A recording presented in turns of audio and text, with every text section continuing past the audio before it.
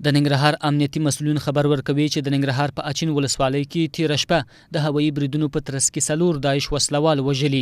پر داعش وسلوالو هوایي بریدونه د بهرنیو ځواکونو له لوري د بي پیلوټ الوتکې پر واسطه د مرغۍ په ساحه کې شوي چې پکې 4 داعش وسلوال وژل شوي او هم ورسره شته وسلې له منځه تللي. د ننګرهار امنیه قومندانۍ ویان وایي چې برید د شپې ناوخته شوی چې پکې ملکي وګړي او نظامي منسوبین ته مرګ ژوبله نه دا وختې. تیره شپه ناوخته د ننګرهار ولایت اړوند اچین ولسوالۍ په مربوطاتو کې د بهرنیو ځواکونو بي پیلوټ الوتکې هوایي برید ترسره کړی دی چې په ترڅ کې 4 داعش وسلوال وژل شوي دي.